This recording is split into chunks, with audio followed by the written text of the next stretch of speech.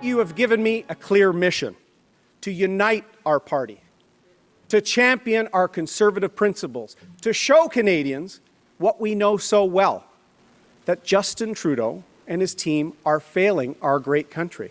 I'm going to be a bit of a sea change for Canadians because, you know what? I respect people even when I don't agree with them. Maybe you have voted for a different party your whole life or have never voted at all. The Liberals will be trying to work their little spin cycle, and they're already starting.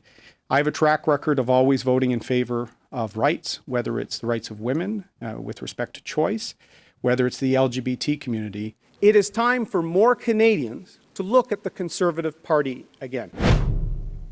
New Conservative leader Erin O'Toole has spent the last few weeks asking Canadians to take a second look at the party. He says with him at the helm, the Conservative Party of Canada will be more inclusive and reflect the diversity of this country. The need to rebrand the party has been a big topic of conversation, at least on this show, following Andrew Scheer's resignation. Is O'Toole off to the right start? Éric Blais is the president of Headspace Marketing, a good friend of the show. He joins us from Toronto. Hi, Éric. Good to see you. Hi, Vashi. You wrote a great column that I urge our viewers to go look at on CBC News that began on this subject. It began with the kind of adage, if you don't define your brand, your competitor will do it for you. How does that apply to Erin O'Toole? Well, I think it's we're likely to see, I think, what we saw the Conservatives do so well for so many years when they were framing the image of their competitors, whether it's Stéphane Dion, Michael Ignatieff, or Justin Trudeau. He's not ready, just visiting, he's not a leader, not as advertised, that sort of narrative, that sort of attack ads. I think that there's a fair chance that that will be part of the Liberals' playbook, even though they always say that they refrain from any sort of negative advertising. They do, in the end, do contrast ads, negative ads, whether these are mass media campaigns or very micro-targeted online messaging. I suspect we're going to see this. So Mr. O'Toole, while he's been very busy in the past 2 weeks, saying an awful lot of good things and important things, that image of him is still very ill-defined. There are many Canadians, according to surveys, there's about 50% of Canadians who don't know enough about him to form an opinion. 10% have never heard of him. That's out of Angus Reid. So, you know, it's a bit of a clean slate, which is an advantage, but there's not an awful lot of time. And the time that could have been taken to shape not only the leader's brand, but the party's brand, basically, it was a leadership race that went a little bit under the radar. So there's an awful lot of work to do to build a brand, and it takes time, and there may not be that much time. Yeah, let me ask you about the time question. So we have a possibility of an election, for example, this fall. It's not a huge possibility, but it exists. If not this fall, probably next year. So you're looking at anywhere from a few months to 6 to 8 months to be able to define exactly what you were talking about. Is that enough time? And what would you need to do in that period? Well, I think it is enough time, but it all depends on your second question, what you do.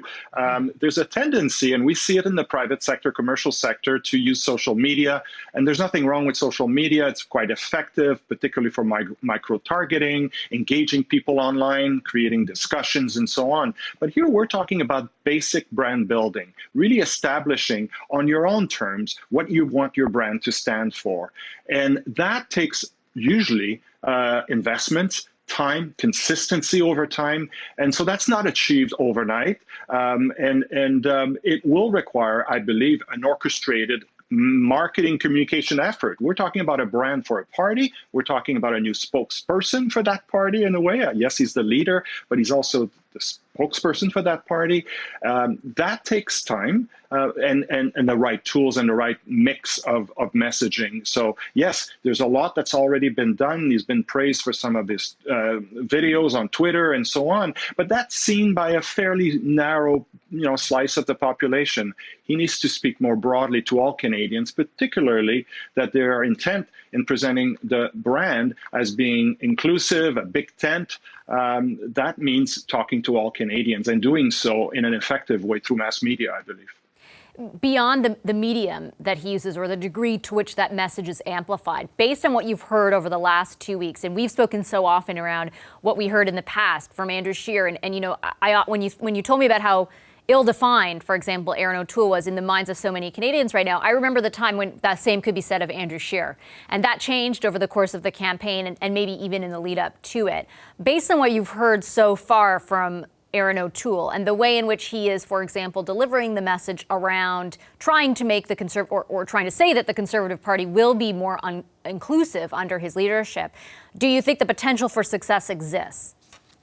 Oh, absolutely. I think that, as I said, the last 2 weeks is certainly showing sign that he's a great communicator. He's able to come across as a fresh face and of a renewed PC, a renewed Conservative Party.